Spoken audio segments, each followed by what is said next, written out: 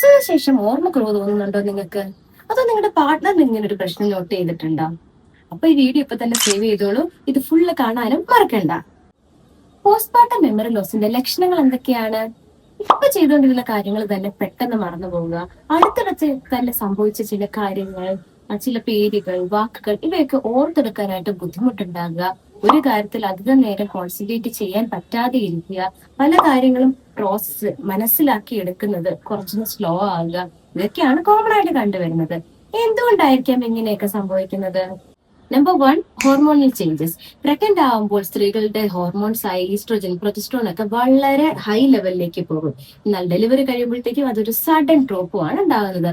ഇത് അവരുടെ അറ്റൻഷനെയും കോൺസെൻട്രേഷനെയും മെമ്മറിയും ഒക്കെ ബാധിക്കുന്നു.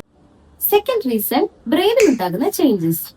പഠനങ്ങൾ തെളിയിക്കുന്നത് പ്രഗ്നന്റ് ആകുമ്പോൾ മുതൽ അമ്മമാരുടെ തലച്ചോറിൽ ഒരു ഗ്രേ മാറ്റർ പ്രൂണിങ് ഉണ്ടാകുന്നു എന്നാണ്.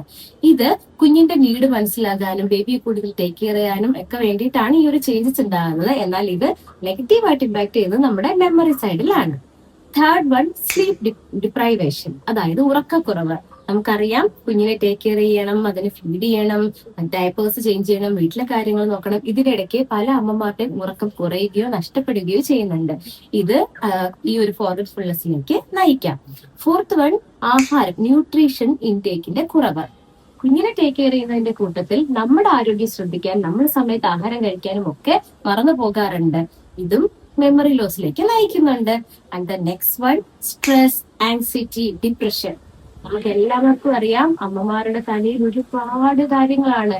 കുഞ്ഞിനെ നോക്കണം, വീട്ടിലെ കാര്യം നോക്കണം, മൂത്ത കുട്ടി ഉണ്ടെങ്കിൽ ആ കുഞ്ഞിനെ ശ്രദ്ധിക്കണം, കുക്കിങ്ങിന്റെ കാര്യത്തിൽ ശ്രദ്ധിക്കണം. അപ്പൊ ഒരു കോഗ്നിറ്റീവ് ലോഡാണ് അമ്മമാർക്ക് കിട്ടുന്നത്. അപ്പൊ ഇതിനിടയിൽ പല കാര്യങ്ങളും വിട്ടുപോകാം. ഇനി പോസ്റ്റ്മോർട്ടം മെമ്മറി ലോസിനെ എങ്ങനെ മാനേജ് ചെയ്യാം? ആദ്യം ചെയ്യേണ്ട കാര്യം എന്ന് പറഞ്ഞാൽ റെസ്പോൺസിബിലിറ്റി ഷെയർ ചെയ്യുക. ഒരു അമ്മയ്ക്ക് ഒറ്റയ്ക്ക് വീട്ടിലെ കാര്യവും എല്ലാം കൂടി, കുഞ്ഞിന്റെ കാര്യം ഒക്കെ കൂടി മാനേജ് ചെയ്യാന്ന് പറയുന്നത് പ്രാക്ടിക്കലി ഭയങ്കര ബുദ്ധിമുട്ടാണ്. അപ്പോൾ വീട്ടിലുള്ള ആൾക്കാർക്ക് കുഞ്ഞിന്റെ കാര്യമോ അല്ലെങ്കിൽ കുഞ്ഞിന്റെ കാര്യം അങ്ങനെ എന്തെങ്കിലും ഒക്കെ ടാസ്കുകൾ ഷെയർ ചെയ്ത് കൊടുക്കുക. ഇനി വീട്ടിലാരും ഇല്ലാന്നുണ്ടെങ്കിൽ ഒരു മെയ്ഡിനെ ഹയർ ചെയ്യുന്നതിനെ പറ്റി ആലോചിക്കേണ്ടതാണ്. രണ്ടാമത് ചെയ്യാൻ പറ്റുന്ന കാര്യം ഉറക്കം ശരിയാക്കുക. ഉറങ്ങാനായിട്ട് സമയം കണ്ടെത്തുക. കുഞ്ഞുറങ്ങുന്ന സമയത്ത് ഉറങ്ങുക, അത് എപ്പോഴും പ്രാക്ടിക്കൽ അല്ല, എന്നാലും ട്രൈ ചെയ്യുക. പിന്നെ കുഞ്ഞിനെ ആരെങ്കിലും ടേക്ക് കെയർ ചെയ്യുന്ന സമയത്ത് അമ്മ ഉറങ്ങാനായിട്ട് ട്രൈ ചെയ്യുക. മൂന്നാമത് ശ്രദ്ധിക്കേണ്ടത് പ്രോപ്പർ ആയിട്ടുള്ള ആഹാരം കഴിക്കാൻ. അതും കൃത്യസമയത്ത് വേണ്ട അളവിലുള്ള ന്യൂട്രീഷൻ ആയിട്ടുള്ള ഫുഡ് കഴിക്കാനായിട്ട് ശ്രദ്ധിക്കുക. പിന്നെ ചെയ്യാൻ പറ്റുന്ന കാര്യം, നമ്മളുടെ സ്ട്രെസ്സിനെയും ആങ്സൈറ്റിയെയും ഒക്കെ ഒന്ന് കുറയ്ക്കാനായിട്ട് എന്തെങ്കിലുമൊക്കെ ഫിസിക്കൽ ആക്ടിവിറ്റീസിൽ എൻഗേജ് ആകുക. യോഗ, ഡാൻസിങ്, അങ്ങനെ സ്ട്രെസ് റിലീസ് ചെയ്യാൻ പറ്റുന്ന എന്തെങ്കിലും ആക്ടിവിറ്റിയിൽ എൻഗേജ് ആകുക. പിന്നെ നമുക്ക് ചെയ്യാൻ പറ്റുന്നത് എന്താ?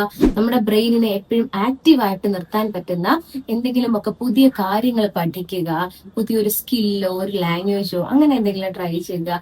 വായിക്കുക, പുതിയ പുതിയ പുസ്തകങ്ങൾ വായിക്കുക. ക്രോസ്വേർഡ് പസിൽ പോലെയുള്ള കുറച്ച് ബ്രെയിൻ ആക്ടിവിറ്റി ഗെയിംസിലൊക്കെ ഒന്ന് ഇൻവോൾവ് ആകുക. The last but not the least, prioritize your self.